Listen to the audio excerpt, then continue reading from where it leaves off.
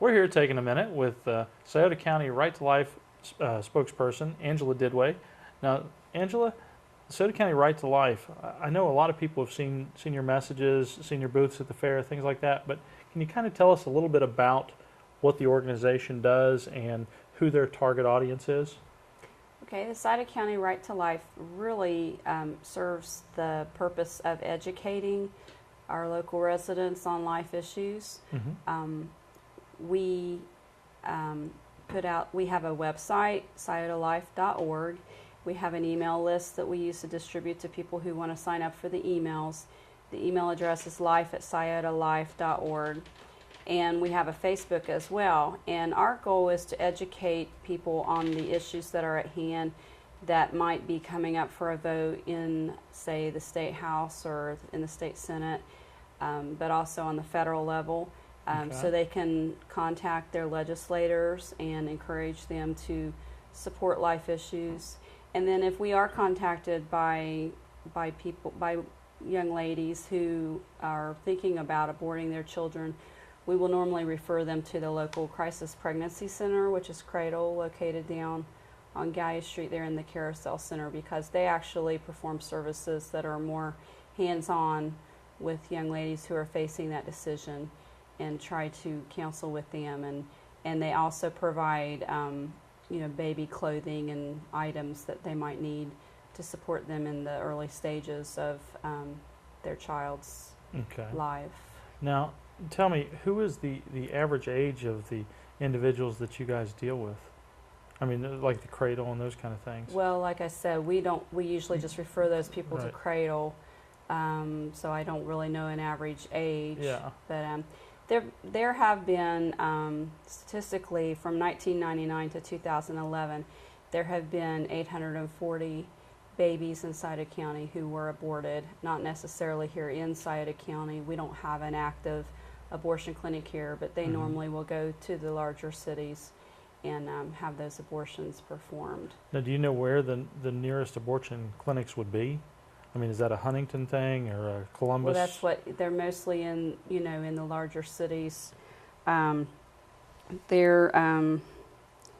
had some statistics here earlier on how many, the majority of them are in the Cleveland, Columbus, Cincinnati area, and that's, I'm not sure about Huntington, but, that's a pretty large number for a little Scioto County, really, over that time period. That's almost 1,000 babies that have lost their lives. Well, at 800, a little over 800, that's a little above 1% of our population for the county, Now, with this, things that are going before votes for the Senate, the House, those type of things, what types of legislature do you guys, have you guys tried to impact or had impact on? Well, we are affiliated with the Ohio Right to Life, and they've been very effective in getting pro-life legislation passed at the state level. There is a late term abortion ban in place now, where you can't legally get an abortion after 20 weeks here in the state of Ohio. They've done things to help with parental consent laws. At one time, a girl would have to get her parents' consent to get her ears pierced, but not to get an abortion, and they've strengthened the parental consent laws. Most recently, the state budget that was passed has put some things in place to help divert a lot of the funding to crisis pregnancy centers rather than the Planned Parenthood agencies that are more focused on providing abortions.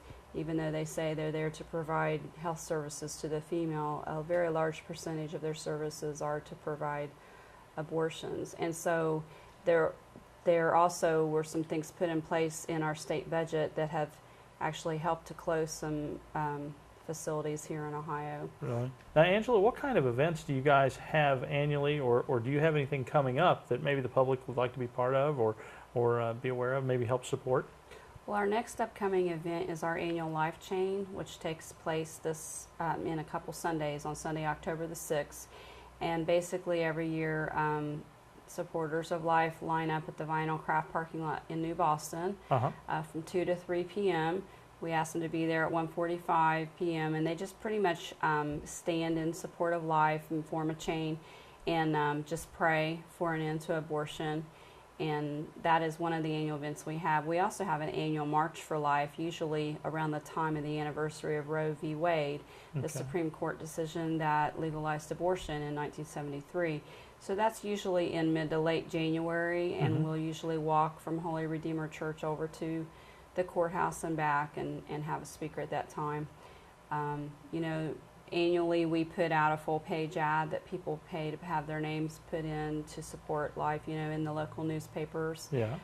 We do staff a booth at the Sauter County Fair and pass out literature and information there. And then we have meetings, and we sometimes we'll show movies and things like that if people want to come, and we advertise things through our email list and through our Facebook and through our website. Now, if somebody wanted to get involved and be more active with a cause such as this, who would they talk to? Well, they would need to get in touch with us by email, life@scientalife.org, Mm-hmm. and let us know that they want to be put on our email list, and we make them aware of all of the events that we are sponsoring and all the meetings that we are having and so forth.